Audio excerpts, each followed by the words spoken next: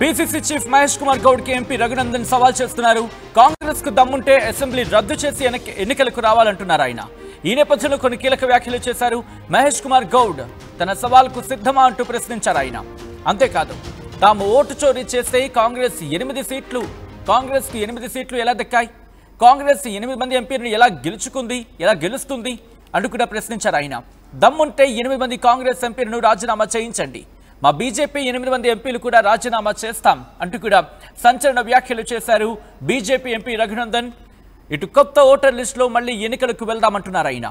ఎవరి దమ్ము ఏంటో తెలిసిపోతున్నట్టు కూడా సంచలన వ్యాఖ్యలు చేశారు. ఇటు పీసీసీ చీఫ్ మహేష్ కుమార్ గౌడ్ కొన్ని రోజుల క్రితం సంచలన వ్యాఖ్యలు చేశారు.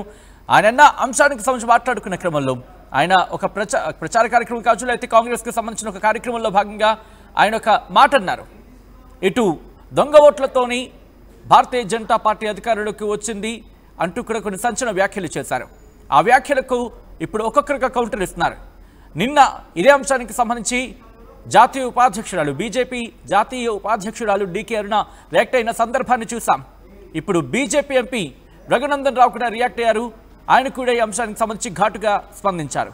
పీసీసీ చీఫ్ మహేష్ కుమార్ గౌడ్కి సవాల్ చేస్తున్నారు ఆయన.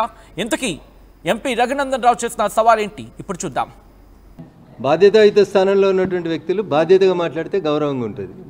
బాధ్యత మరిచి నోటికి వచ్చిన భాషను మాట్లాడితే ఎదురుగున్నలు కూడా అంతే గొప్పగా అదే భాషలో సమాధానం చెప్పగలుగుతారు అనేది పీసీసీ అధ్యక్షుల వారికి నేను ఈ సందర్భంగా తెలియజేయదలుచుకున్నాను. వారు ఏదో అధికారంలోకి వచ్చినాం, కాంగ్రెస్ పార్టీ రాష్ట్రంలో రూలింగ్లో ఉంది, పీసీసీ అధ్యక్షుడు అయినాం కాబట్టి ఏది పడితే అది మాట్లాడతామంటే ఎట్లా కుదురుతుందన్నా? 2023 నవంబర్ డిసెంబర్లో ఈ రాష్ట్రంలో కాంగ్రెస్ పార్టీ అధికారంలోకి వచ్చింది. పార్లమెంట్కి ఎన్నికలు జరిగినాయి. మే 2024లో పార్లమెంట్కి ఎన్నికలు జరిగినాయి. నిజంగా మీకు ఓటు చోరీ జరిగింది లేదా ఓట్లలో తప్పు జరిగింది అనేటువంటి భావన మీ లోపల ఇంకా ఉంటే మహేష్ కుమార్ గౌడ్ గారు సగం మంది ఎంపీలు ఎందుకు ఇచ్చేస్తాం మేము? ఒకవేళ ఓటు చోరీ చేసే ఉంటే 17 పార్లమెంట్లు చేస్తాం కదా. మూడోసారి అసదుద్దీన్ ఓవైసీని ఎందుకు గెలవనిస్తాం? నిజంగా ఓటు చోరీ అనేది ఉంటే దేశంలో అన్ని పార్లమెంట్లలో చేస్తాం, కానీ సగం పార్లమెంట్లలో ఓట్లు చోరీ చేసి సగం పార్లమెంట్లలో వదిలేస్తారా? మీకు నిజంగా చిత్తశుద్ధి ఉంటే మేము రెడీగా ఉన్నాం. మీరు మీ 8 మంది పార్లమెంట్ సభ్యుల్ని ముందు రాజీనామా చేయించుండ్రి. ఈ రాష్ట్రంలో మీరే అధికారంలో ఉన్నారు కదా. కొత్త ఓటర్ లిస్ట్ తయారు చేయండి. మీ 8 మంది ఎంపీలను రాజీనామా చేయమనుండ్రి. స్పీకర్ ఫార్మేట్లో వాళ్ళని రాజీనామా తీసుకొని రమ్మనుండ్రి. వారితో పాటు లైన్లో మేము కూడా నిల్చుంటాం. మీ రాజీనామాలు ఆమోదించినాక గంట సేపట్లో మేము కూడా ఆమోదించుకుంటాం. మొత్తం ఈ రాష్ట్రంలో 17 ఎంపీ స్థానాలకి కొత్త ఫ్రెష్ ఓటర్ లిస్ట్ తోటి ఎన్నికలకు పోదాం. మాకు ధైర్యం ఉంది. రాష్ట్రంలో మీరే అధికారంలో ఉన్నారు కాబట్టి మీరు ఆ ఎన్నికల లిస్టు సరిగా ఉందని మీరు నమ్మితే నా సవాల్ను స్వీకరించమని చెప్పి ఈ సందర్భంగా పీసీసీ ప్రెసిడెంట్ గారికి అప్పీల్ చేస్తూ ఉన్నాను. రైట్, అది ఎంపీ రఘునందన్ రావు చేస్తున్న సవాల్. ఒకటే అంటున్నారు ఆయన, మేము 8 ఉన్నాం, మీరు ఒక 8 ఉన్నారు, అలాగే అసదుద్దీన్ ఓవైసీకి సంబంధించి ఒక స్థానం. ఒకవేళ మీరు కనుక రాజీనామా చేయడానికి సిద్ధపడితే మేము కూడా రాజీనామాకు సిద్ధం. మొత్తం 17 స్థానాలకు సంబంధించి రాజీనామా చేసేసి 17 స్థానాలకి ఇటు ఎన్నికలకు వెళ్దామంటూ కూడా సవాల్ విసురుతున్నారు ఇటు పీసీసీ చీఫ్ మహేష్ కుమార్ గౌడ్కి ఎంపీ రఘునందన్ రావు. ఈ క్రమంలో ఏం జరుగుతోంది? ఇటు భారతీయ జనతా పార్టీ, తెలంగాణ భారతీయ జనతా పార్టీ ఎటువంటి వ్యూహంతో ముందుకు వెళ్తోంది, ఏం చేయబోతోంది? నిజంగానే 8 మంది కూడా సిద్ధంగా ఉన్నారా ఇటు బీజేపీకి సంబంధించి, లేకపోతే ఇది కేవలం రఘునందన్ రావు స్టేట్మెంట్ మాత్రమేనా?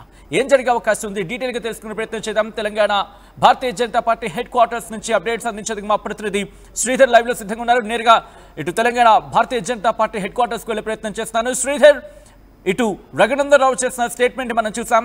ఇది కేవలం రఘునందన్ రావుకి సంబంధించిన స్టేట్మెంట్ గానే చూడాలా, లేకపోతే భారతీయ జనతా పార్టీ స్టేట్మెంట్ గా చూడాలా? భారతీయ జనతా పార్టీ కూడా సిద్ధంగా ఉందా? అట్ ద సేమ్ టైం ఇప్పుడు కాంగ్రెస్ కి సంబంధించి ఆ స్టేట్మెంట్ ఎలా ఢీకొట్టబోతోంది? సచిన్, అటు ఇండివిజువల్గా రఘునందన్ రావు స్టేట్మెంట్ కాదు, పార్టీ నేతలంతా కూడా ఒకే మాట మీద ఉంటున్నారు. ఎందుకంటే ఇటు తెలంగాణకు సంబంధించి బీజేపీ నేతలు, ముఖ్యంగా బీజేపీ ఎంపీలు 8 మంది కూడా దొంగ ఓట్లతో గెలిచారని అటు పీసీసీ చీఫ్ మహేష్ కుమార్ గౌడ్ చేసినటువంటి వ్యాఖ్యలకు ముక్త కంఠంతో కూడా అటు బీజేపీ నేతలు ఖండిస్తున్నారు. అసలు 8 మంది నిజంగానే దొంగ ఓట్లతో గెలిస్తే 8 మంది గెలవాల్సినటువంటి పరిస్థితి ఏముంది అని రఘునందన్ రావు ప్రశ్నిస్తూ, మరి మీరెట్లా 8 మంది గెలిచారు? అసలు అసదుద్దీన్ను ఎందుకు గెలిపిస్తామని రఘునందన్ రావు ఇంకోవైపు ప్రశ్నిస్తూనే మరొక పక్క దమ్ముంటే కాంగ్రెస్కు చెందినటువంటి 8 మంది ఎంపీలు కూడా రాజీనామా చేయాలి. వాళ్ళు రాజీనామా చేసి ఆమోదం తెలుపుకున్న వెంటనే 1 గంట లోపల తాము కూడా రాజీనామా చేసి మళ్ళీ ఎన్నికలకు వెళ్దాం. ఎందుకంటే కొత్తగా ఉన్నటువంటి ఓటర్ లిస్ట్ ఏదైతే ఉందో ఎన్నికలకు ముందు ఓటర్ లిస్ట్ రిలీజ్ చేశారు. అప్పుడు ఆ ఓటర్ లిస్టు కాంగ్రెస్కు ఆమోగ్యయోగ్యమై చెప్పి కాంగ్రెస్ నేతలు ఓకే అంటే అప్పుడు ఎన్నికలకు వెళ్దాం. అసలు కాంగ్రెస్ నేతలు కానివ్వండి, పిసిసి కానివ్వండి, ఒక బాధ్యతాయుతమైనటువంటి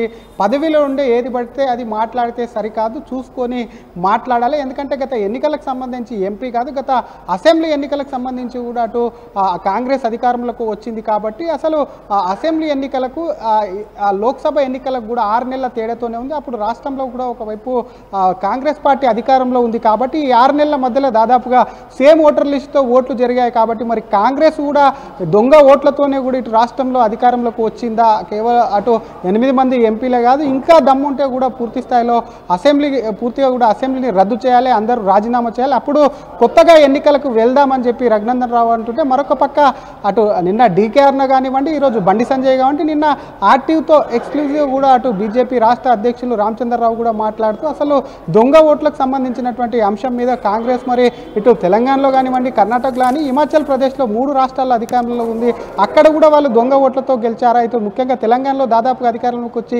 20 నెలలు కూడా కాంగ్రెస్ పాలన కొనసాగుతుంది, ఇక్కడ కూడా మరి ఆ దొంగ ఓట్లతో గెలిచి పరిపాలన సాగిస్తున్నారా అంటూ కూడా బీజేపీ ఒకవైపు వారి మీద రివర్స్ అటాక్ చేస్తుంది. అసలు మహేష్ కుమార్ గౌడే కాదు, కాంగ్రెస్ తీరు చూస్తేనే తమకు అనుమానం ఉంది. ఎందుకంటే బీహార్ ఎన్నికలు ముందు ఉన్నాయి కాబట్టి ఆ బీహార్ ఎన్నికల్లో కాంగ్రెస్ ముందస్తు ఓటమి అంగీకరించి ఇటువంటి వ్యాఖ్యలు చేస్తుందని చెప్పడమే కాకుండా మరొక పక్క అటు బండి సంజయ్ కూడా అటు రఘునందన్ రావు కాదు, బండి సంజయ్ సైతం కూడా సవాల్ విసిరారు. ఒకవేళ అటు కాంగ్రెస్ పూర్తిగా ప్రభుత్వాన్ని డిజాల్వ్ చేసి మళ్ళీ ఎన్నికలకు వెళ్తే కాంగ్రెస్ ఒకవేళ గెలిస్తే మాత్రం రాజకీయ సన్యాసం చేస్తానని ఒకవైపు కేంద్ర మంత్రి బండి సంజయ్ అంటుంటే మరొక పక్క రఘునందన్ రావు మాత్రం రాజీనామాకు తామందరం కూడా సిద్ధంగా ఉన్నాం, అందరితో మాట్లాడతాను పార్టీ నేతలతో, మరి మీరు మీ పార్టీ కానివ్వండి ఎమ్మెల్యేలు ఎంపీలు కూడా రాజీనామాకు సిద్ధంగా ఉన్నారని చెప్పి మరి పీసీసీకి అయితే సవాల్ విసిరారు. పీసీసీ ఒకవైపు జనహిత యాత్ర 2లో కూడా అటు కరీంనగర్ జిల్లాలో పర్యటిస్తూ కూడా ఈ వ్యాఖ్యలు చేశారు. ఆ వ్యాఖ్యలో పెద్ద ఎత్తున కూడా బీజేపీలో దుమారం రేగాయి. రాజకీయ పరంగా కూడా బీజేపీ పైన దేశవ్యాప్తంగా ఒకవైపు రాహుల్ గాంధీ కూడా అటు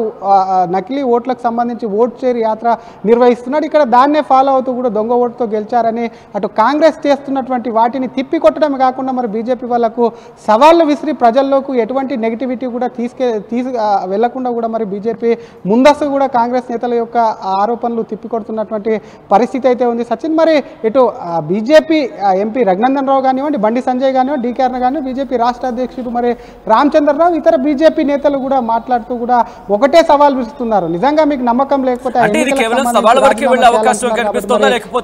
ఆందోళన బాట పట్టబోతుందా భారతీయ జనతా పార్టీ? ఎందుకంటే ఏకంగా ఇక్కడ ఆరోపణ ఏకంగా భారతీయ జనతా పార్టీకి సంబంధించి చేసిన పరిస్థితుల్లో ఏమైనా ఆందోళన బాట పట్టబోతుందా ఇటు భారతీయ జనతా పార్టీ?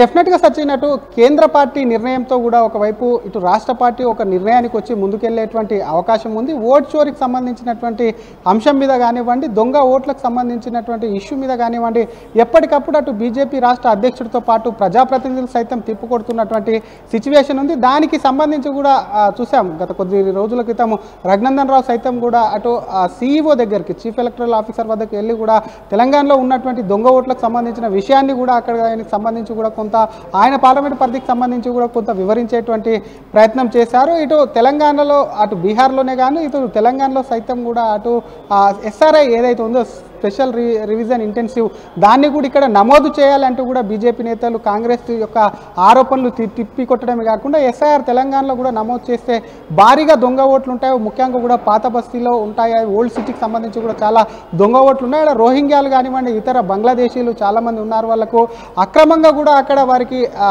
ఉండేందుకు కూడా వారికి స్థావరాలు ఇస్తూ కూడా ఓటర్లుగా నమోదు అవుతున్నారు. కాబట్టి వాటికి సంబంధించి అటు బీజేపీ కేవలం ఒకవైపు దొంగ ఓట్లకు సంబంధించిన అంశాన్ని తిప్పికొట్టు కొట్టడమే కాకుండా మరొక అంశాన్ని తెలంగాణలో నిజంగానే కాంగ్రెస్కు చిత్తశుద్ధి ఉంటే నిజంగానే దొంగ ఓట్లు ఉన్నాయని చెప్పి కూడా దొంగ ఓట్లు తాము గెలిచామని చెప్పి కాంగ్రెస్ ఒకవైపు కూడా భావిస్తే మాత్రం ఇక్కడ కూడా ఎస్ఐఆర్ను అమలు చేయాలి, ఎస్ఐఆర్ను అమలు చేస్తే కాంగ్రెస్ యొక్క నిజాయితీ కూడా నిరూపించుకోవాలి అని చెప్పి కూడా బీజేపీ ప్రస్తుతం అయితే ముందుకు వెళ్తుంది. మరి నేషనల్ పార్టీకి సంబంధించి కూడా ఈ విషయంలో ఏ విధంగా ముందుకు వెళ్ళాలని చెప్పి కూడా వారి యొక్క సూచనలు తీసుకొని మరింత కాంగ్రెస్ మీద మరింత ముందుకు వెళ్లేందుకు అటు కాంగ్రెస్ ప్రభుత్వం పైన కూడా ఒత్తిడి పెంచేందుకు మరి వారి మీద పోరాటం చేసేందుకు కూడా బీజేపీ సిద్ధమవుతుందని చెప్పొచ్చు. సచిన్ రైట్, ఒక్కసారి మీరు లైన్లోనే ఉండండి.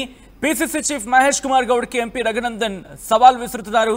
కాంగ్రెస్ కు దమ్ముంటే అసెంబ్లీ రద్దు చేసి ఎన్నికలకు రావాలంటున్నారు రఘునందన్. మహేష్ కుమార్ గౌడ్ తన సవాల్కు సిద్ధమా అంటూ కూడా ఆయన సవాల్ చేస్తున్నారు. ఈ నేపథ్యంలో మహేష్ కుమార్ గౌడ్ చేసిన వ్యాఖ్యలేంటి, దానికి కౌంటర్గా ఎంపీ రఘునందన్ చేసిన స్టేట్మెంట్స్ ఏంటి ఇప్పుడు చూద్దాం.